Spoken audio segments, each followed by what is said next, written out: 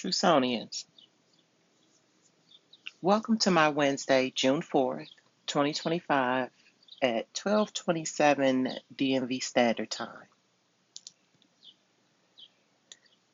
Whew, we're here. We're here and we are going to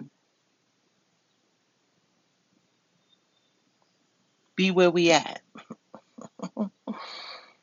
But in the meantime, I figured that I would go ahead and release the vocals to this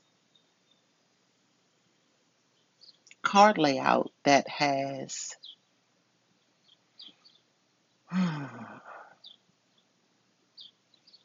bittersweetly brought me to a few notions and rendered me a few insights and also confirmed a handful of things that I had known all along.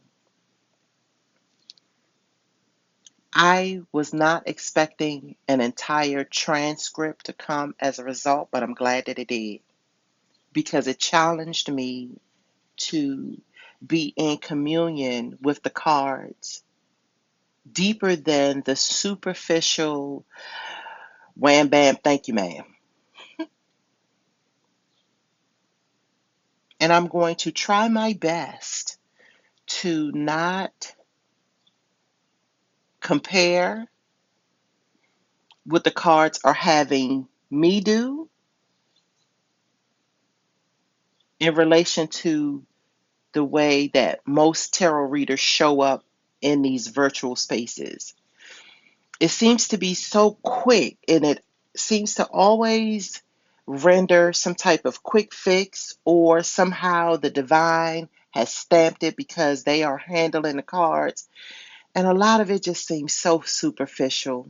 A lot of it just feels like me wanting to ask the tarot reader themselves, did you really sit with this, or are you treating them like you at some table at the casino? So I know that everyone is on a very unique journey, and the way the cards deal with them versus the way the cards deal with me, I have nothing to do with. And that doesn't even mean that they are not having deep conversations with the cards. And even if they're not, I don't have anything to do with that. But I'm noticing that some of the things that some tarot readers will post almost seems like they could throw people's emotionalities into a whirlwind because they're constantly talking about they. Like, what are they doing? What do they think about it? How do they feel? And it's so weird how that happens because as long as I've been, let's see, 2018 is when I began to really uh, dig my heels, if you will, into tarot and oracle language to fluently speak it for myself so I could have a better relationship with myself. I did not begin reading cards for someone else. I didn't even begin reading cards to be able to attempt to tell someone else about what's going on with them. It was all about my having a channeling to my intangibles. But then there came a time where I kept getting urged from my non physical spaces to share what it is that I was discovering as a result of cultivating a relationship with the cards. I gave a little pushback because I refused to be the first one over the hill that said that the cards can actually be used for intrapersonal development, for personal development purposes only. And then once I said no, the interesting thing about it is on my timeline, I began to see readers that were actually handling the cards differently. They were not telling folks to send in money for a random reading, or they wasn't charging for readings. They were not making it transactional. They were not using the cards for merely for entertainment purposes. It was uh, a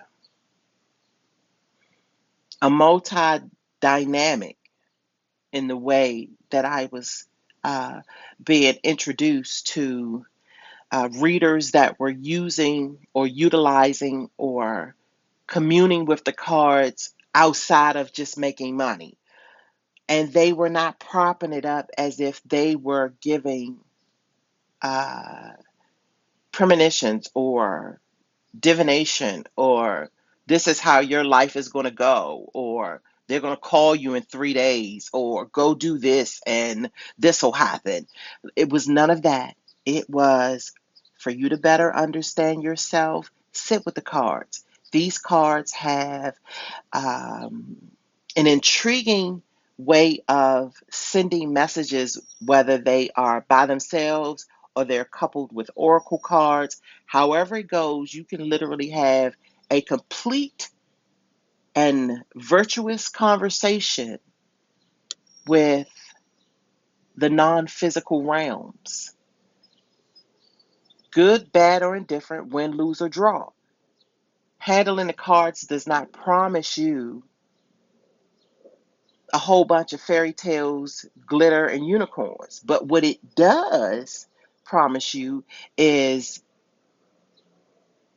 a tool that allow you to get deeper into the roots of a matter, or will challenge you to expand the way you see the world, or give you seedlings for a growth that you can harvest later on in time. So here we are. And I'm not going to make this long, which is another reason why I'm so happy that the transcript came out of this, which is right now posted on my Scribe. So go to scribe.com, and you can search my name, Coach T. Marie Wiggins, and it should pop up. I was thinking about posting the link, but certain platforms do not make the link live. So I figured if you just go and search it yourself, it should be there for you to take a look at. You can download, share if you like.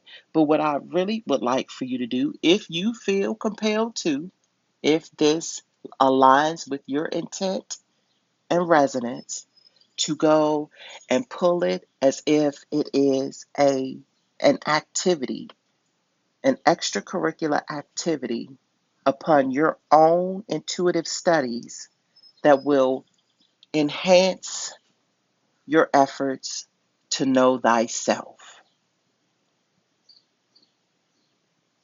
The entire purpose of this is to give insight and suggestion to what you may can do to further court your dreams or court your aspirations, court that thing that satisfies you.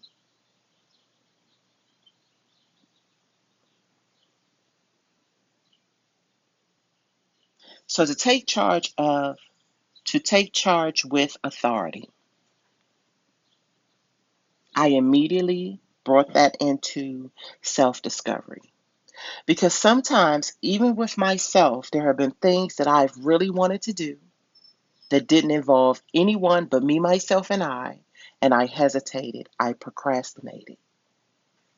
I'm the type, I do not need anyone with me. I can go to dinner, I can go to a movie, I can even go dancing by myself. I grew up by myself, so I was never uh, conditioned to need to be around a whole bunch of folks. early on, I'm grateful that I was a bookworm, and that I was attracted to stories the way that I was. I can go on an adventure by myself. Um, my entire childhood was by myself. So folks will look at me now and still try to make fun of or try to label it unhealthy for me being the lone wolf that I am. And when I hear it, the only thing I could do is giggle because it just means you don't know me as well as you think you do. If you figure that I need to be around a whole bunch, I don't. And it has nothing to do with me being broken or wounded or anything else. Because interestingly enough, my brokenness and a lot of my wounds have come from being around a whole bunch of people. And that's why I say it's a spectrum. It seems like a waste of life to figure that one size fits all and that everybody is to be in conjunction with this world like everyone else. And it also seems like a big tragedy that when we come across people, we really don't take the time to find out who we're dealing with. It's a waste of life to assume you know someone before you actually get to know someone. It's a waste of life to think that someone is going to do you like someone else did. It's a waste of life. It's also a waste of life to not learn what you came here to learn, to want to bulldoze through life and not pay attention to the ebbs and the flows, the ups and downs, and the round and rounds. I don't get why we have latched on, as a collective, why we have latched on to the whole high vibes and only paying attention to the fruit of the tree and not the roots of the tree. Understanding that the low vibes are where the roots reside. Down in the darkness is where things grow. And yet, we are societally being bamboozled yet again to not pay attention to that which roots us. And so that's what I believe the take charge with authority means. It means to now go after that which you feel is savory, is satisfying, it's cultivating, it's enhancing, it's repairing, restorable. Because only you can do that for you. It has never changed in that regard. Also, what has never changed is one's ability to acknowledge and identify the parts that they played in it, good, bad, or indifferent, win, lose, or draw. This life never promised unicorns and glitter all the time. Yeah, you have to get it out of the mud sometimes. Sometimes you have to be pressurized like coal sometimes. Sometimes you have to realize that balance is the good and the bad. And if you only going out seeking the good, you're going to be disappointed way beyond what the bad could ever do. Instead of taking it in, churning it, processing it, understanding that you are not entitled, nor should you be expecting it to be all good. Even though I will say this, though, which taps into the move beyond ancestral patterns. The energetic dance between the moon and the sun is quite intriguing to me. It also keeps me in line with paying attention to the heart chakra, the fourth chamber, the place where both things reside. The upper and the lower both reside inside of the heart chakra. That's the neutral ground where both is acceptable, because that is the chamber that focuses on the upper and the lower, not specifically one, two, three things, but all things. It also had me understand that us doing the either or doing the verses or comparing, I've been noticing that the quote that says that comparison is the thief of all joy and delight.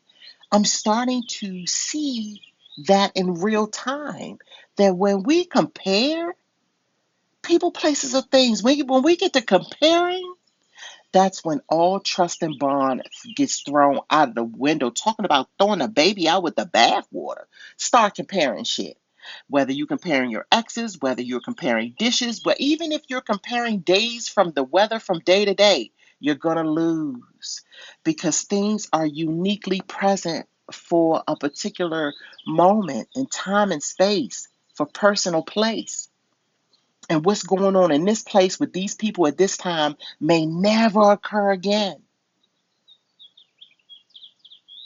This is one of the reasons why I don't regret my heartache. Now, unnecessary heartache, now that's a different horse of a different color, which is my upcoming talk that I've been urged to speak about and was just straight reluctant because I don't really like talking about the situations between a guy and a girl.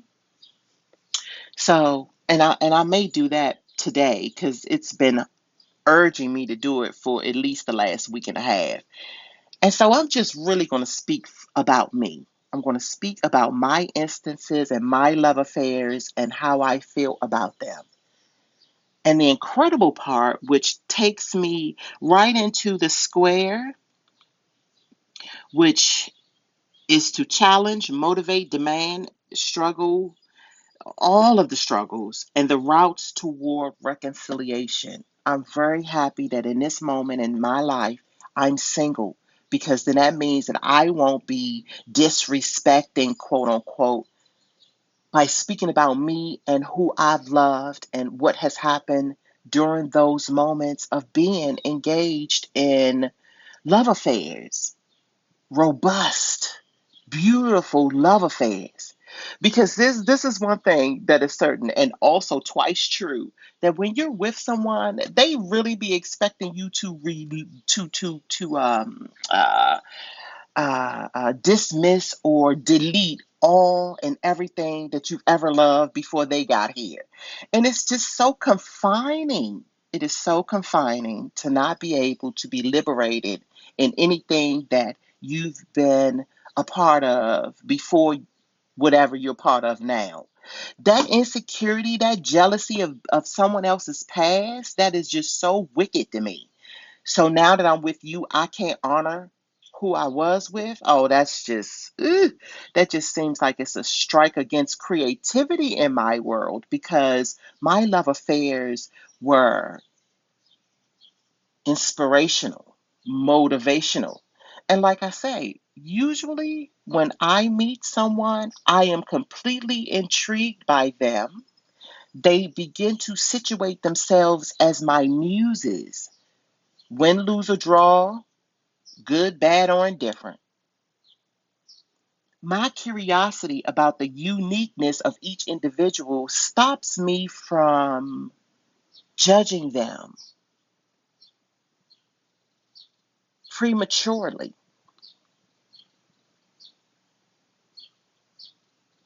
And interestingly enough, too, all of my love affairs did not include sex. The narrow mindedness that comes with the chemistry between a guy and a girl does not always have to be romantic, and romantic does not always mean sex. And to be narrowed into the assumption that if you speak pleasantly about someone, somehow you want them back, or all exes should be enemies, or what's the other one? It's slipping me at the moment.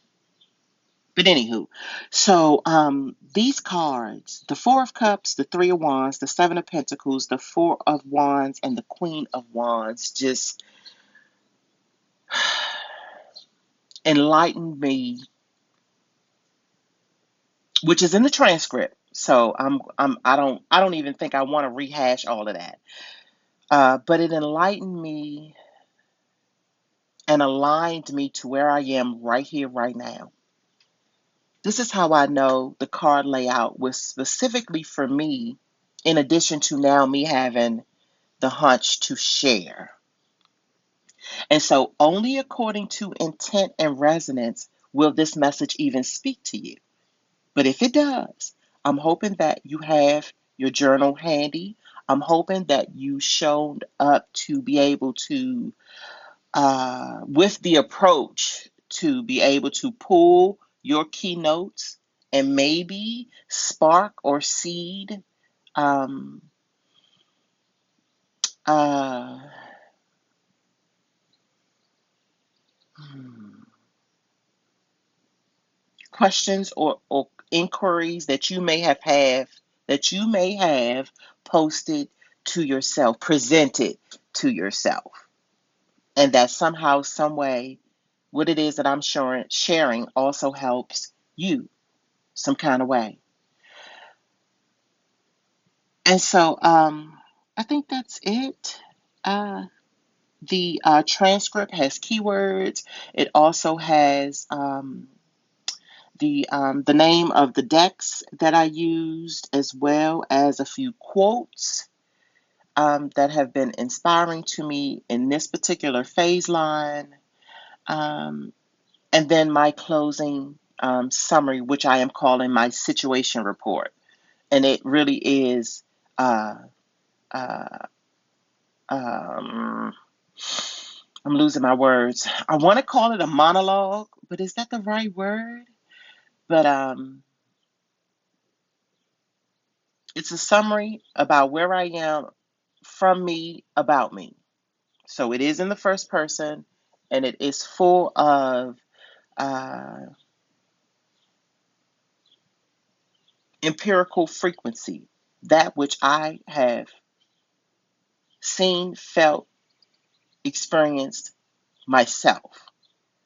I can't stand generalizations because we are all uniquely having an experience. And so to think that men or women are a monolith and that we're all out here having the same kinds of experiences, familiar, maybe, but identical, no. This is how two people can see the same thing at the same time and still walk away with something different because of our succession. So I think that's about it. Maybe I'll go and prepare myself for this next talk because it's going to be a doozy. It's going to be a doozy. And it's amazing that it would even be happening like this because I almost had said no to it. And then I'm out and about yesterday and came across the very thing that it's been urging me to talk about. And it is about the way men walk up on women and figure you can just throw a couple of throw a couple of compliments, and then now you're deemed access to my phone number to then be in and out of my whenever you feel like calling. Yeah, it's just amazing how this thing works.